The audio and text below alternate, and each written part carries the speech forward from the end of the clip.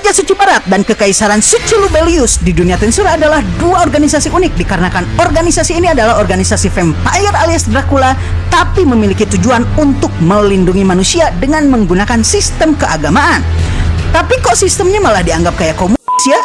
Bingung? Kalau begitu, mari kita bahas mengenai kedua organisasi tersebut. Namun, sebelum kita membahas mengenai kedua organisasi tersebut, maka kita mesti terlebih dahulu mengetahui mengenai landasan dan alasan kenapa kedua organisasi tersebut didirikan dengan mengetahui terlebih dahulu pendirinya Luminos Valentine.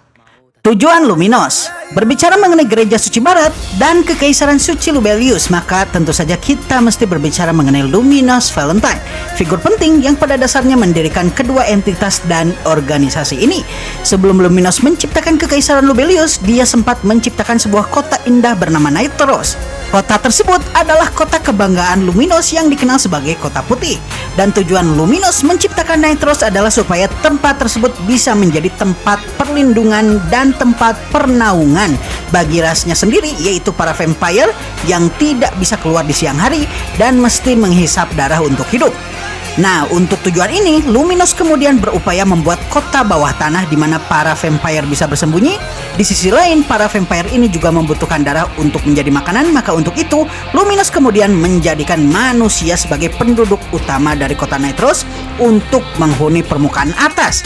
Sehingga tidak hanya vampire terlindungi dengan keberadaan manusia di atas mereka yang menduduki kota indah tersebut, namun juga mereka mendapatkan darah dari manusia sebagai cara untuk para vampire ini mempertahankan hidup mereka.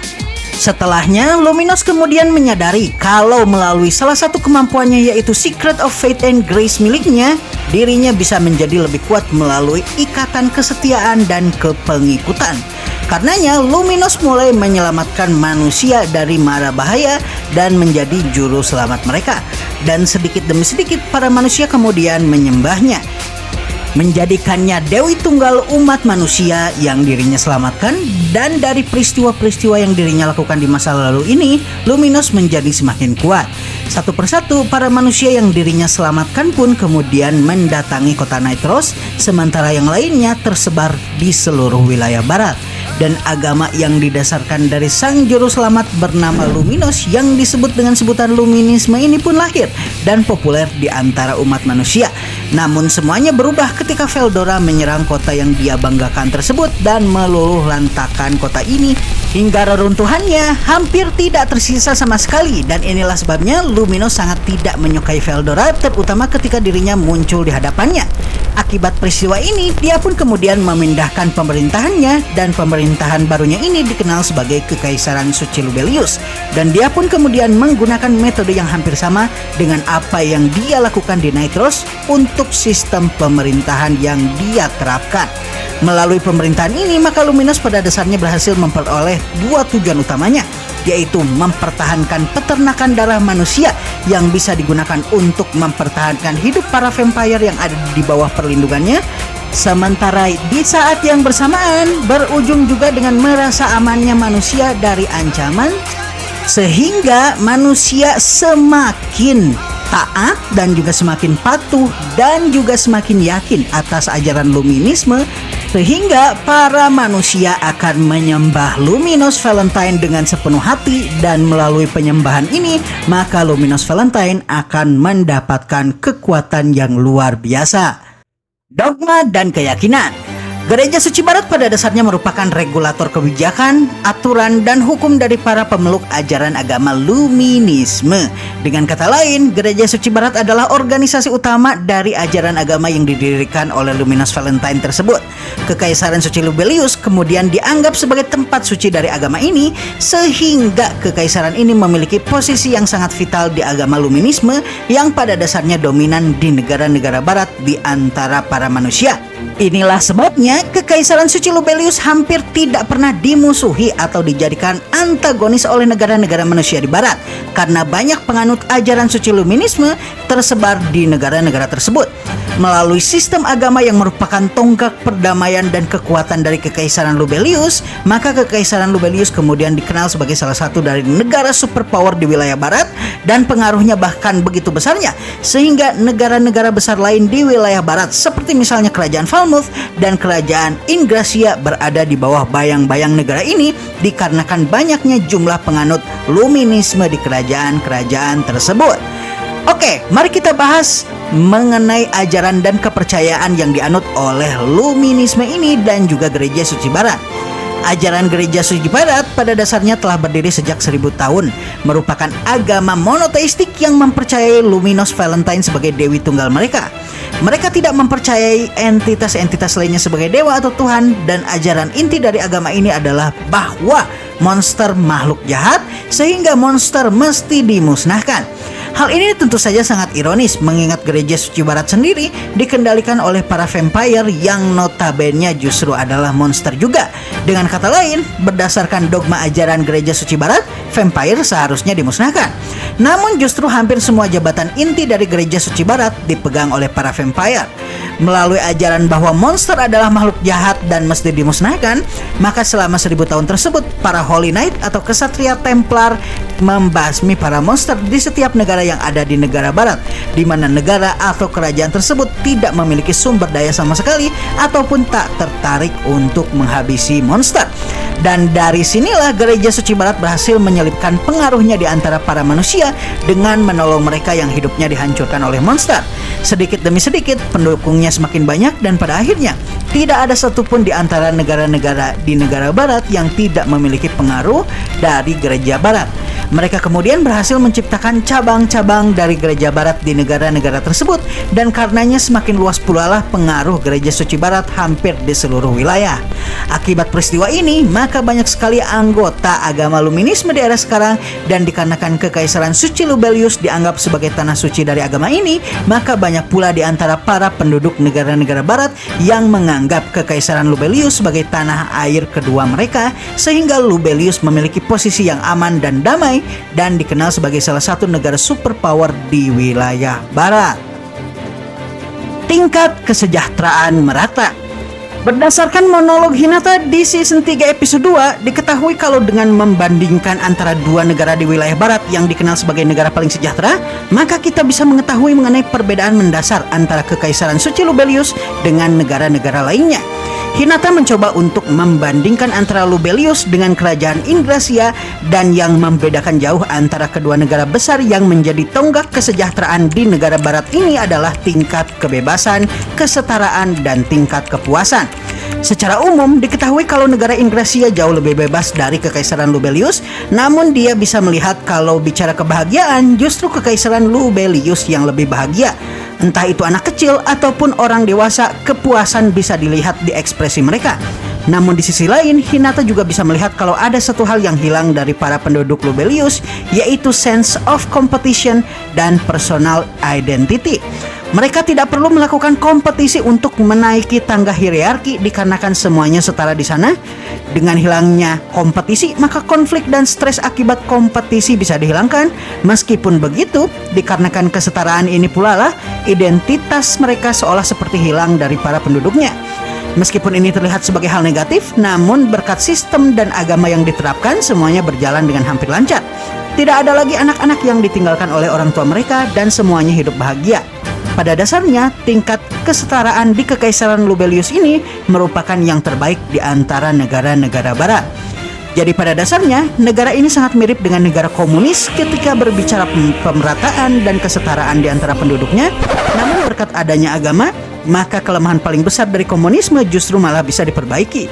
Berbeda dengan di negara komunis di mana penguasa hampir absolut dan perbedaan kekuatan yang jauh antara rakyat juga penguasa pada dasarnya membuat rakyat tidak bisa apa-apa ketika melakukan pelanggaran, maka di negara beragama ketika penguasa melakukan kesalahan, Paus sebagai penguasa tertinggi Gereja Suci Barat dan representasi langsung dari Tuhan akan menjatuhkan hukuman berdasarkan kekuasaannya tersebut terhadap siapapun yang berani berbuat sewenang-wenang.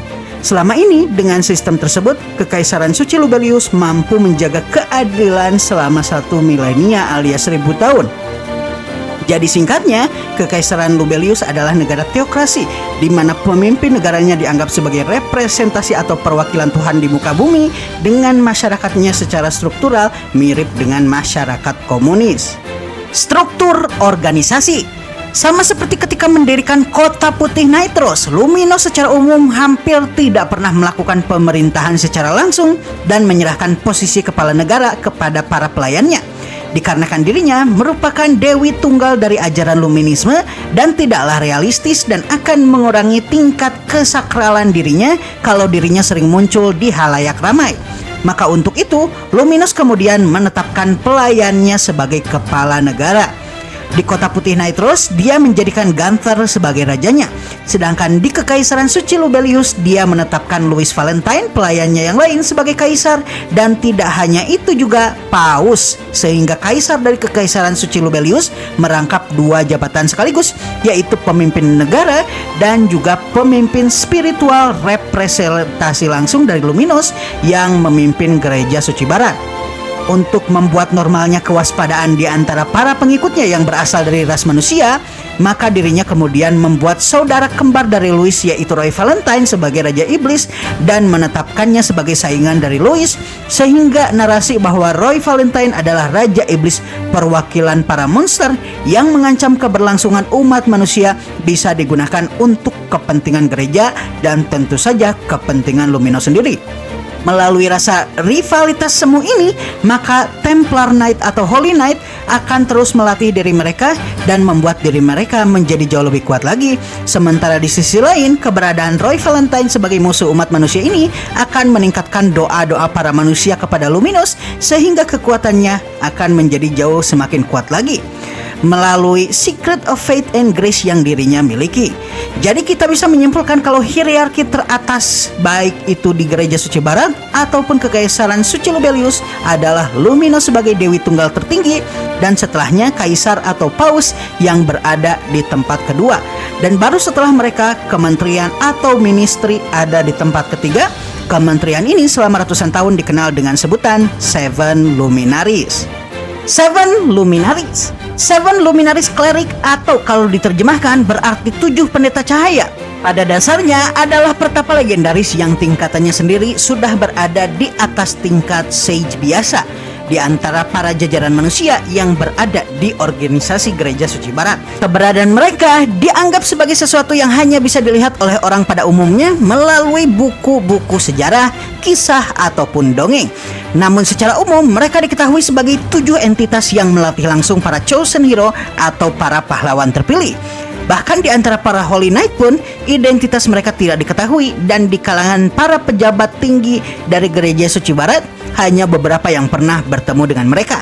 Di antara yang pernah bertemu dengan mereka adalah Hinata Sakaguchi selaku pemimpin dari Imperial Guard atau kesatria pengawal kaisar dan juga Nicolaus Spertus yang merupakan sekretaris umum kardinal Gereja Suci Barat. Mereka sendiri memiliki banyak tugas. 2 di antaranya yang paling menonjol yaitu mengawasi kinerja organisasi-organisasi yang berada di bawah naungan Gereja Suci Barat dan juga melatih para kesatria baru dan Holy Knight atau kesatria Templar. Sayangnya menurut Hinata organisasi Holy Knight ini sangat kacau balau hingga pada akhirnya Hinata berhasil merombak dan memperbaiki reputasi para Holy Knight di mata negara-negara barat.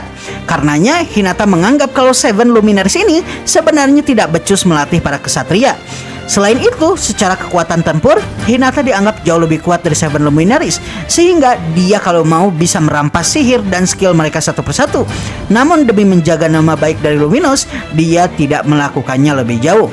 Setelahnya, ketika berbicara struktur organisasi di Gereja Barat dengan kata lain sistem agama, maka para kardinal dan uskup agung kurang lebih berada di bawah Seven Luminaries. Sementara kardinal mengelola dan menyebarkan perkataan Tuhan mereka di Kekaisaran Lubelius. Terkadang kita bisa melihat kalau di antara para kardinal dan uskup agung ini banyak manusia, namun terkadang kita juga bisa menemukan vampire di antara mereka. Sebagai contoh, di Tensura Season 2 kita bisa melihat ketika Laplace menyusup ke Gereja Suci Barat, dirinya menemukan bahwa ternyata salah satu uskup agung dari Gereja Suci Barat adalah Roy Valentine yang kita tahu merupakan rival dari Louis Valentine, sang Raja Iblis yang dikatakan sebagai musuh umat manusia di antara para pendeta tersebut. Khusus untuk Uskup Agung, merekalah pada dasarnya yang merupakan representatif dari Gereja Suci Barat dan juga Kaisar di negara lain. Dan inilah sebabnya terkadang dikarenakan posisi mereka ini, mereka juga memiliki kedudukan yang tinggi di pemerintahan negara lain. Sebagai contoh, Uskup Agung Raihem merupakan orang yang sangat powerful di kerajaan Falmouth ketika berbicara kekuasaan dan kekuatan. Dan melalui posisinya sebagai Uskup Agung inilah dia mampu menjadi penasehat utama dari Raja Edomaris, sehingga bahkan mampu mempengaruhi kebijakan militer negara tersebut. Penambahan bala bantuan militer di negara Falmouth oleh Gereja Suci Barat dan penggunaan sihir penaklukan monster seperti Holyfield di Tempest yang membuat semua monster di ibu kota Rimuru hampir tidak berdaya, pada dasarnya diprakarsai oleh Raihem yang memiliki jabatan sebagai Uskup Agung. Contoh orang lain yang memiliki jabatan sebagai Uskup Agung di Gereja Suci Barat adalah Adalman, namun dia terbunuh dan menjadi undead ketika melawan naga yang menyebabkan terjadinya wabah dan akhirnya dirinya dihabisi. Dan hal ini terjadi dikarenakan Seven Luminaries menganggap Adalman terlalu kuat sehingga berpotensi untuk menggulingkan mereka.